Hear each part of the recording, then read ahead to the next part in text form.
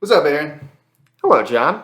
How are you today? I'm uncomfortable. Me too. Yeah. There's 4 cameras here. Yes, Looking there at is a us. lot of cameras, and we're not used to having conversations with this many cameras. Not at all. Not even close.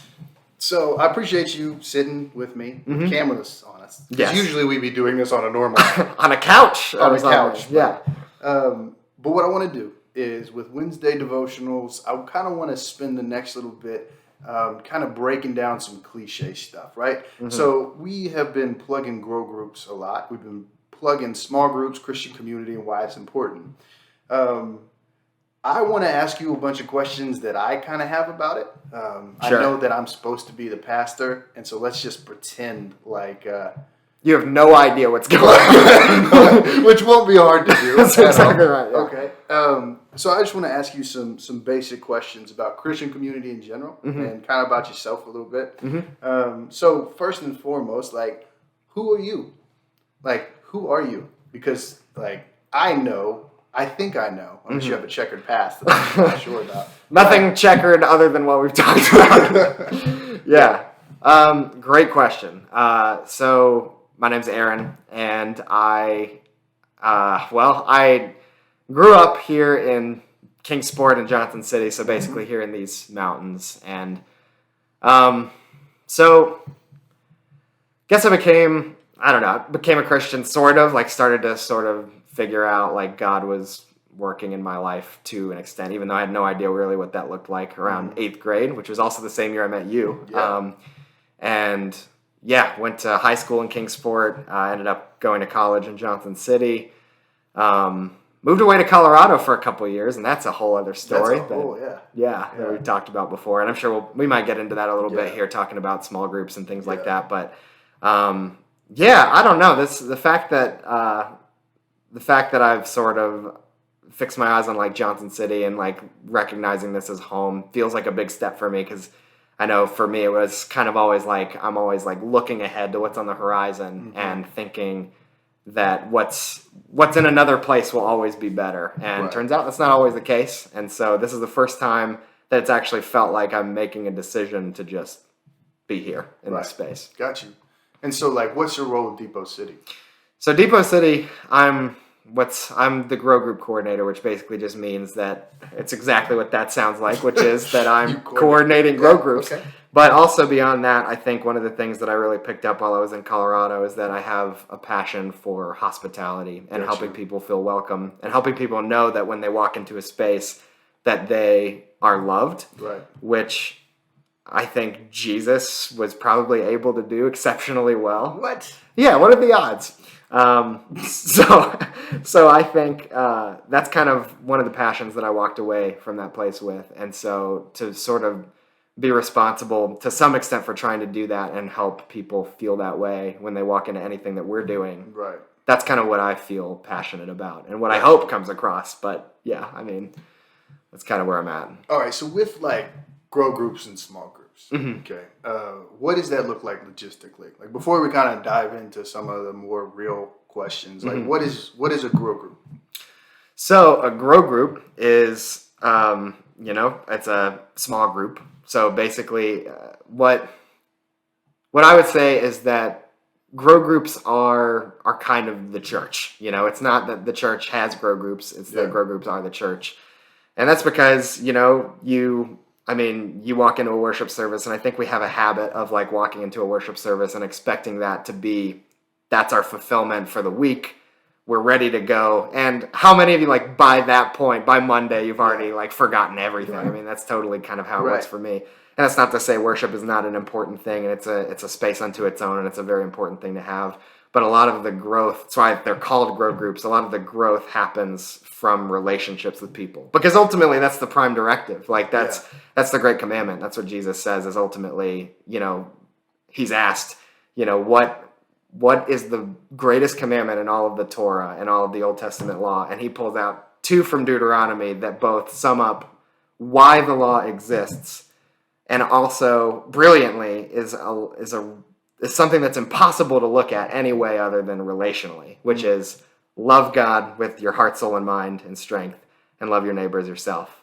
And so those two things involve relationship. They Right. demand more from you than kind of showing up and consuming something and then going about your week and not sort of registering that and living that out.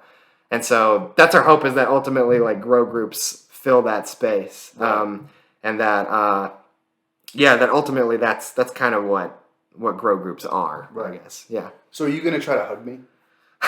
Most times, John, I walk into places, especially like when there's Christian community trying to make a connection, people hug me, John, and I don't like to be touched. I know how you feel Okay. about hugs. Okay. I will not hug you. Okay. All right. I mean, I just feel like, do you agree with the statement that a lot of times people's hug to like acceptable ratio is not okay? Yeah, I Okay. completely agree with that. Okay, cool. Yeah, I just Now- kind of want to clarify that. Yeah, Okay. some people don't like to be hugged when Right. they walk into a church. I get it. I'm not going to stand there at the front door and hug people as they walk in. I think that's weird, Okay. But that's not to say people don't like hugs, but also respect people's boundaries. I think like a lot of times we can sort of make Christian community creepy, and it's sort of like, oh, well, we're going to, I think like there is something weird about being a Christian. Right. There's something weird about following Jesus. That's just the way it works, right? But at the same time, when we're talking like you walking into a community and trying to fill that space out, what's important is not that you are immediately hugged as you walk in. Yeah. What's important is that you're connected and that you meet people who love you and actually like care about you and want to talk to you and get to know you. Right. And so kind of like on that note, a lot of times we can get caught up in being in this kind of faux holiness competition. Mm-hmm. So how do these grow groups foster actual relational like relational interactions between people? Mm-hmm. How does it actually become what kind of we are commanded to do, as you were talking about, rather than me sitting and being like, well, in my experience, I know everything, and I'm going to pretend like I know everything and talk about everything, but what I'm actually struggling with. So, like, how do we foster an environment like that? Yeah, so I think it's honestly encouraging everyone to sort of, because that's the thing, is like you walk into a space like that and you have a lot of different perspectives from a lot of different people, and I think it's important that people are able to express opinions that don't normally feel comfortable expressing opinions, that they feel like they're in a space where they can be heard, but also have something to add to the conversation, right? So our hope is never that like one person dominates the conversation, because that's not a discussion. Right. That's one person trailing off, and so the point of grow groups is not, can you show how like spiritually mature you are by memorizing the most Bible verses or by like throwing in whatever scripture you can, or your interpretation is the way to go. But rather, it's through listening and it's through passing the ball. It's through letting other people speak, and that's ultimately what is. I mean, that's what grow groups, that's what community is about. Is like it's about sort of listening to people and hearing where they're at, and also sort of taking some of the insights that other people might have about something, and recognizing that like I benefit from that too. I mean, there have been plenty of times sitting in a small group of some kind throughout my life where someone says something that puts things into perspective in a way that I was not capable of putting together myself, just on my own. Right. So a lot of people think about discipleship in a lot of different ways. But for the sake of argument, let's pretend like there's two broad categories of discipleship, right? Mm-hmm. Because when we talk about grow groups, it sounds like what you're saying, like a lot of discipleship happens through that. Yeah. We're all kind of like working together, walking together.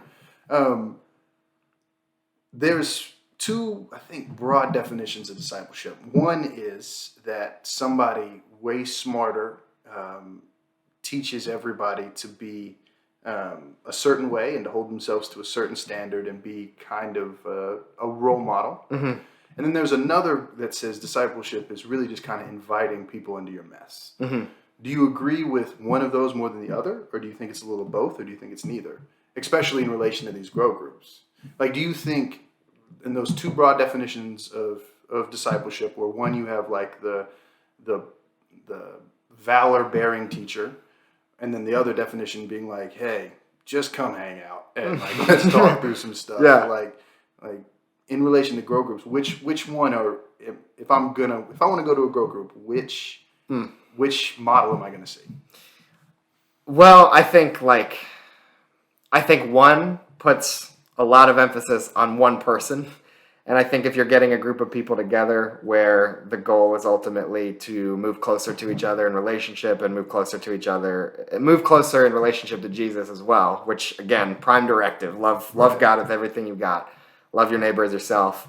I think like number 2 seems like it fits that definition a bit more because, you know, in those circumstances, like you are loving somebody by being there for them. And it's interesting because like this is the case with any relationship you're building over time, right? Where it's like, you know, for example, your coworkers or something like that, like a group of people you're regularly exposed to, like when you first get to know them, you know, it's kind of hard to like sort of figure out what these what these dynamics are like. Right. And then over time, those things can develop into something much deeper, right? If you've got one person talking all the time and we're not listening to each other and also not being a space where people can feel welcome and invited, and a space where people are also able to share kind of what they're going through and also not be shown the door over an opinion that they have, then I think that is much more conducive to growing a relationship with somebody. But at the same time, you're also like growing together and learning more about Jesus, right? We do study the Bible, but ultimately the point too is to just mesh as a community and to grow closer to each other and to love your neighbor, right? To live that calling out, to really live it out. And so I guess like the one that last question I want to wrap up with is, are you doing this because you have a passion for grow groups, or are you doing this just because it was a position that was offered? Like, why in the world are you coordinating grow groups for this podunk church plant, campus plant that we're trying to start up? Well, phenomenal question, John. In fact, when you extended me the offer to do this in July, I said no. So that should tell you. You absolutely said I told you no. So the reason that I've turned around is it's pretty interesting because I think that for me, to just sort of get into a little bit of the personal stuff a bit more. So lived and worked in Johnson City for about a year after graduating college, got married right out of college. And while I was living in Colorado, about a year after we had moved there and been living and working there, my wife asked for a divorce, and I found myself in a situation where I felt very alone. And like at the same time, though, there was also a church there that really embraced us and cared for both of us in that moment, and also were just there for me. And also, I mean, it was a space where I really could be vulnerable and could be honest about some of the pain that I was feeling. And sort of what I came to appreciate about that space was the level of hospitality that was there. Being able to go to people's houses for Christmases when I didn't have anywhere to go, you know. And moving back here, I think what I became cynical about was that it was impossible to find something similar in this area. And so I had my foot in with a few different churches, trying to figure out where I kind of belonged and where I could go that would both hear my story and also point me to Jesus and help me understand that I'm loved beyond measure, you know? Right. And so, again, had my foot in a few different churches, but at the same time, you know, we'd known each other. We've been friends for a while. You invited me to a grow group with Port City, and it was one of those spaces. It was a space where I legitimately could be honest, and I went through a lot of things that year. You know, went through a deconstruction, had a lot of questions and doubts that I wanted to sort through. Found a space with that grow group that I could express those things honestly, and not be shown the door over it, not be given the impression that Jesus doesn't still embrace me and love me where I am, and is willing to work through those things with me. So for me, like grow groups mean a lot to me, and small groups they're just the places where I've met some of the closest friendships that I've had through my life. And when I took that sense of hospitality and thought about how can I make that work here in Johnson City, and after you and I talked about it in around September or so, I started to realize this is kind of like what I wanted to do here this whole time. Like I wanted to create a space where people could feel welcome when they walked in. And I think it took me a while to really wrap my mind around that's kind of what you were offering me in that moment, you know? But the reason that I'm sort of honing in on this is because community within a church is something that unfortunately is I don't think we lean into it as much as we could, you know, because I think we're very fixated on like what's the Sunday worship like? Do they have a good band? You know, do they have like good worship talent? Do they have like a speaker who's gonna knock you on your butt? You know, and gonna really put on a really good show for you. Right. But what I've found is that the most transformative parts of my life and the most transformative moments I've ever had in a church have been through just the simple stuff, which is people loving you. I'm going the extra mile for you. And when you're having a hard time, they're there to embrace you. And they're there to, like, me going through the divorce in Colorado, people sending me meals. And, like, it's just ridiculous. Like, I mean, it's amazing how, like, simple it is to love your neighbor, you know? Right. How simple that concept really is, and how we sometimes miss the forest, or miss the whatever the expression is. Miss the forest for the trees. Miss the trees or whatever. I don't know what we're missing. But yeah, I think that's totally why I'm passionate about it. I think. Okay. Well, thanks for having this conversation. If anybody's interested in getting a grow group to one of the 80,000 cameras here, talk to that dude. All right. Please come talk to me. Interested in meeting you and connecting you. Cool. Thanks, Aaron. Right on. Thanks, John.